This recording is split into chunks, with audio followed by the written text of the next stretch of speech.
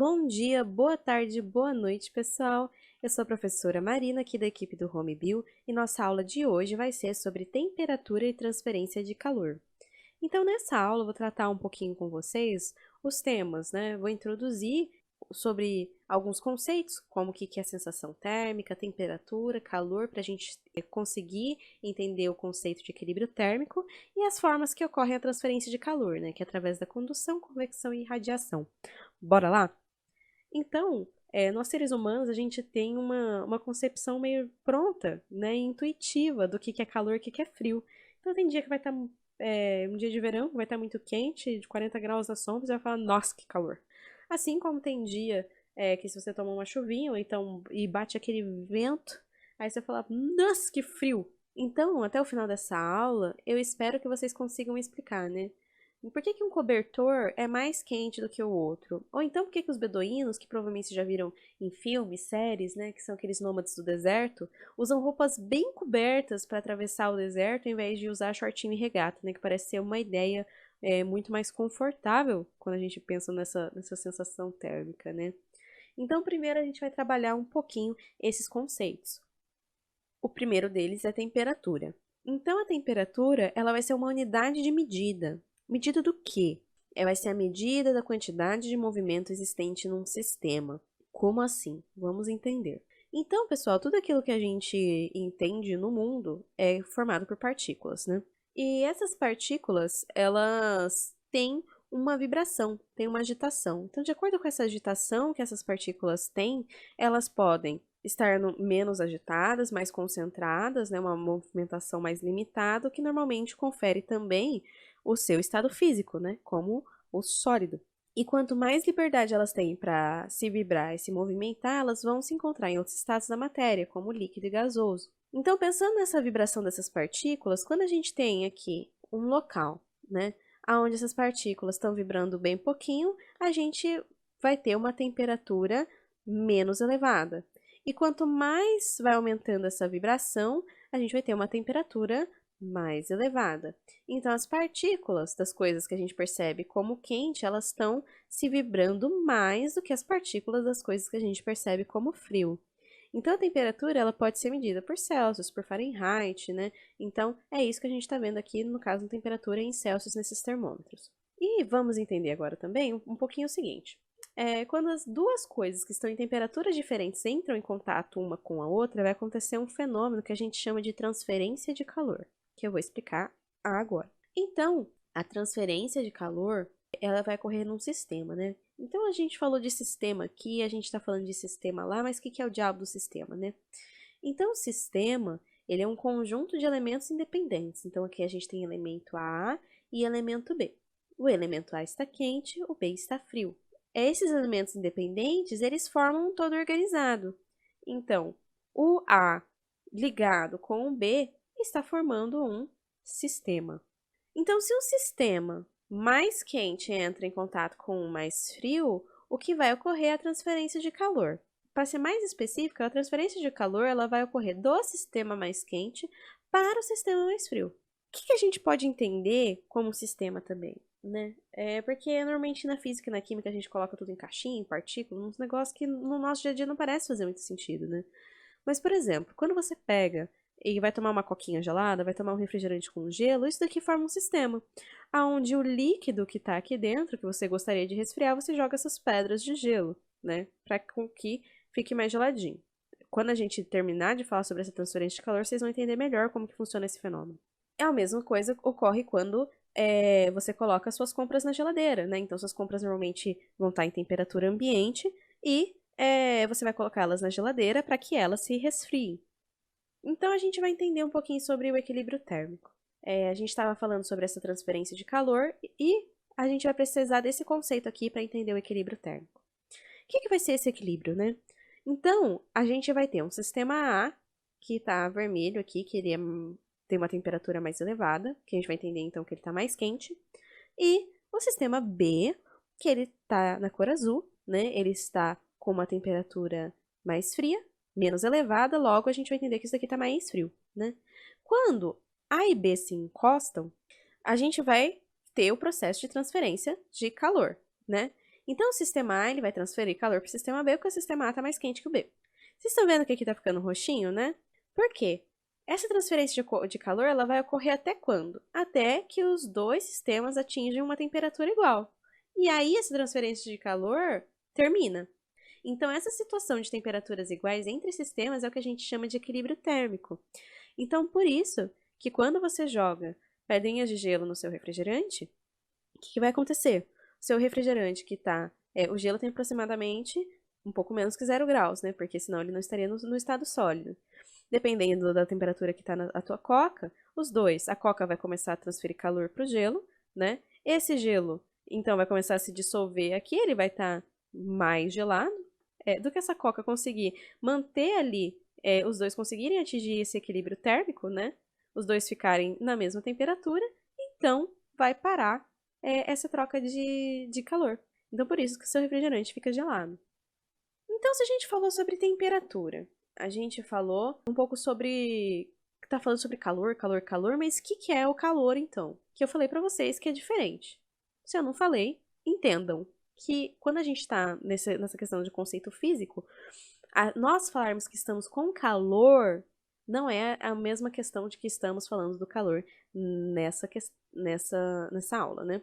Então, temperatura é a medida da quantidade média de energia cinética das partículas de um sistema. Isso foi o que a gente acabou de falar. É o que vai ser medido pelo termômetro, né? Dependendo da escala, independente de qual escala tiver esse termômetro, vai te dar uma medida, né?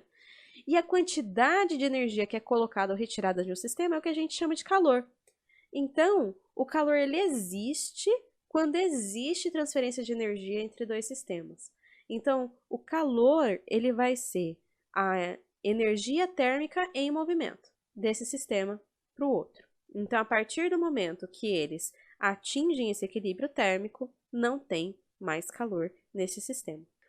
Então, um exemplo. Quando a gente fala que está fazendo 32 graus Celsius, a gente sabe sobre o estado de agitação das moléculas que compõem o ar atmosférico próximo a gente. Mas a gente não sabe falar muito sobre a sensação térmica de que esses 32 graus Celsius representam. Porque o que a gente sente como quente ou frio são indicativos de que estamos a receber ou a perder calor para o ambiente. Vamos entender um pouquinho melhor? Então tá lá, 30 graus. Uma pessoa que ela estava na sombra, num lugar mais arborizado, mais conservado, né, mais perto de mata, ela vai estar num local agradável, e do que ela for atravessar uma rua, do que ela sair desse local e for direto com o cara no asfalto, só asfalto, sem árvore nenhuma, né? Ela vai obter essa transferência de calor do ambiente para ela. Então, esse recebimento de energia é o que dá a nossa sensação de quente. Você vai ficar com... É o que a gente fala que estamos com calor, né? Você vai começar a transpirar e enfim.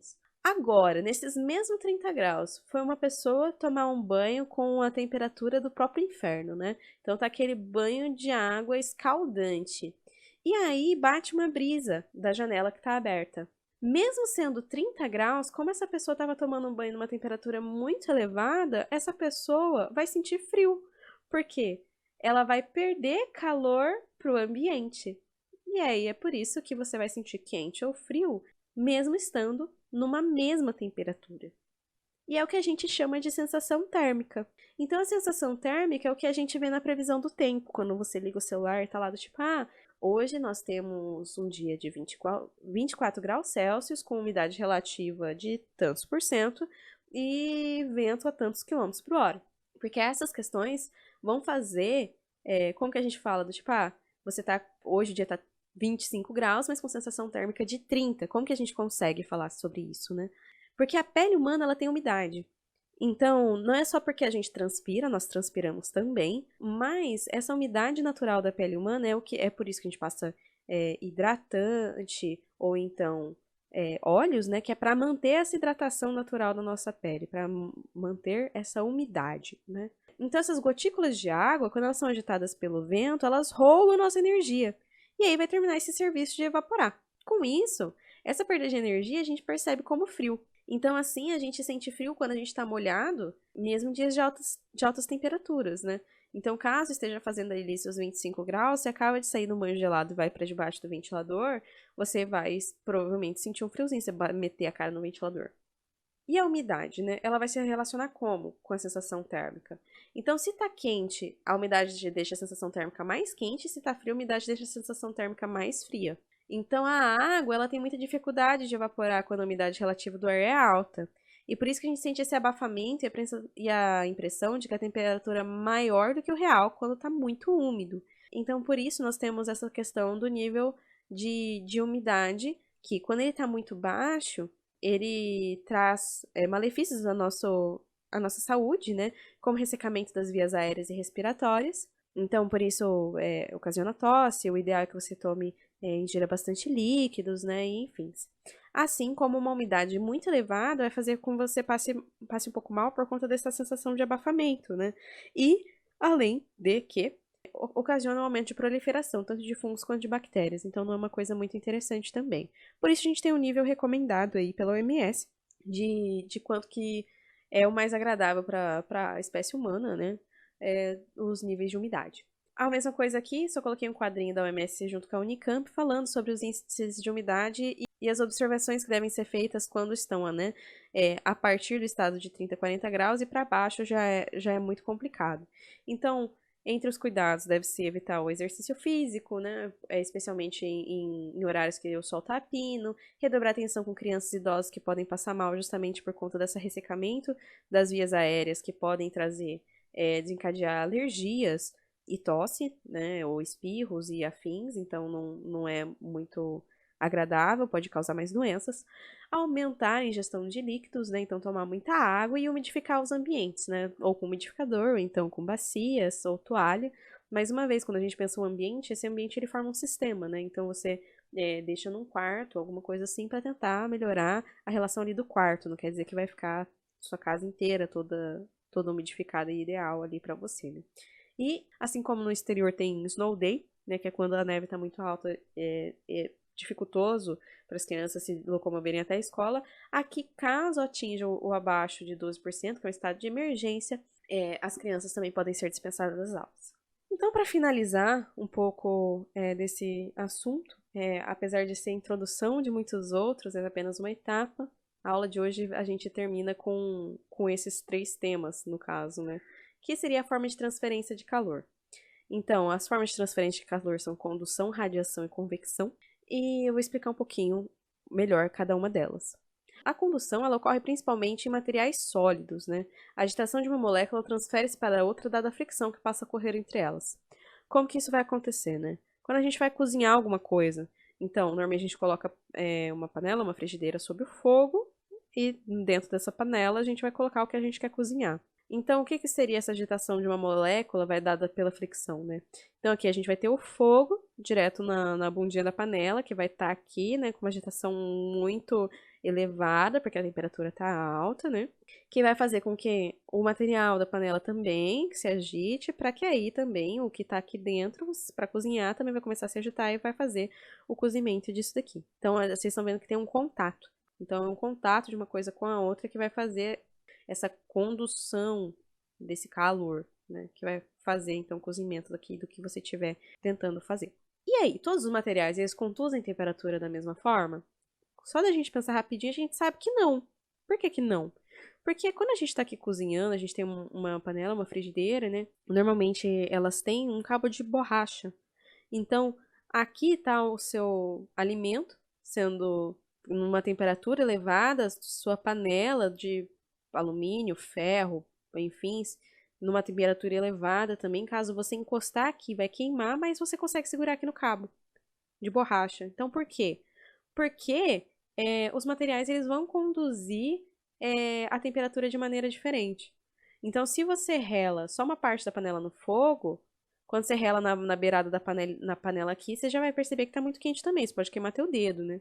Mas outros materiais são mais difíceis, como a borracha que vai estar encapada aqui para proteger a tua mão. E essa facilidade para transferir calor é medida por um parâmetro que a gente chama de condutividade térmica. Mas eu não vou trabalhar essa questão na aula de hoje. Então, a próxima forma de transferência de calor é a convecção. A convecção é a transferência de calor que acontece em materiais em que as moléculas têm maior liberdade de movimento, como fluidos, ar e a água. Então, tanto na água como no ar, as moléculas mais frias tendem a descer e as mais quentes a subir. Então, como que vai funcionar aqui a questão da convecção, né? Diferente desse contato físico, que vai estar uma coisa aqui friccionando com a outra, essa transferência de calor, ela ocorre com maior liberdade. Então, por exemplo, isso explica por que os aparelhos de ar-condicionado são instalados em cima. Porque se o ar mais quente tende a subir, então, a partir do momento que você fecha a tua sala, né, para criar um sistema, você fecha a tua sala. Esse ar quente sobe, você programa o teu ar-condicionado para chegar numa temperatura desejada para você, e aí do que esse ar quente subir, ele vai ser resfriado aqui no ar-condicionado, que vai ser jogado para baixo de novo esse ar frio, e aí fica esse ciclo, né, de ar quente sobe, ar frio desce. E com isso também, a partir do momento que esse sistema atingir um equilíbrio térmico, o seu ar vai desligar, porque ele atingiu a temperatura que você desejava ali. E como você está dentro dessa sala, o sistema não é perfeito, então uma hora vai ocorrer a transferência de calor, vai mudar a temperatura e, por isso, para atingir o equilíbrio térmico de novo, vai ser feito esse ciclo. A mesma coisa em relação a aquecedores, né? Aquecedores são colocados embaixo porque o ar frio está embaixo. Então, o aquecedor vai receber o ar frio, aquece, esse ar vai subindo, né? E uma hora vai atingir o equilíbrio térmico de maneira com que o seu ambiente esteja mais quentinho, mais agradável para você ficar. O balão, ele consegue ficar no ar por conta da densidade que tem esse ar quente, né? Então, como aqui tem normalmente uma pessoa que controla uma chama, e aí essa chama vai enchendo todo esse balão com ar quente. E aí a diferença de densidade faz com que ele flutue. E aqui, um exemplo é quando a gente está em boia na piscina, né? Normalmente a parte mais superficial da piscina, como o que está quente tende a subir, então essa parte superficial costuma estar quentinha, e do que você vai dar um tibum, você vai dar um mergulho, aí o fundo, se for uma piscina mais funda, né? Vai estar gelado por conta dessa convecção. E por fim, e último tópico, nós vamos falar um pouquinho sobre a irradiação. Então, aqui no nosso canal, a gente também tem uma aula sobre efeito estufa, que vai falar um pouco melhor sobre essa questão da irradiação e de ondas, mas o que seria essa irradiação, né? É a maneira como o sistema interage um com os outros, lançando calor por ondas eletromagnéticas. Então, é assim que a gente sente o calor de uma fogueira. Então, você não precisa botar a mão na fogueira para ver que ela está quente. Só de você sentar perto dela, ela já começa a irradiar, né, esse calor. E quando a gente está próximo de um animal, ou então o calor humano, quando você está num ônibus lotado, né, você não está sentindo só o CC, você só de estar perto de outra pessoa, você já sente o calor irradiando dela. E a irradiação, ela pode acontecer até no vácuo, né? Então, por isso que a gente consegue ser aquecido pelo Sol, porque dessas formas, ondas eletromagnéticas, elas vão se propagar sem a presença de uma matéria. E é da mesma maneira com que a gente faz para funcionar, por exemplo, uma garrafa térmica, aquela que coloca café. Então, como que ela funciona, né? Aqui dentro é onde a gente costuma colocar o líquido e essa parede onde o líquido entra em contato é uma superfície espelhada, né? Então, essa superfície espelhada, ela faz com que essas ondas, elas fazem a reflexão desse calor, né? Então, a onda, ela bate e é refletida para dentro de volta, fazendo com que minimize essas perdas da irradiação para o ambiente, né? É a mesma coisa aqui quando a gente coloca esse apoio isolante, ou tampa isolante, é essa diferenciação que as matérias têm em relação a essa transferência de calor também. Pessoal, o que eu tinha preparado para vocês hoje é isso. Eu espero que vocês tenham gostado da aula, que tenha ficado claro, mas qualquer dúvida vocês podem deixar aqui nos comentários. Muito obrigada e até a próxima aula aqui no canal.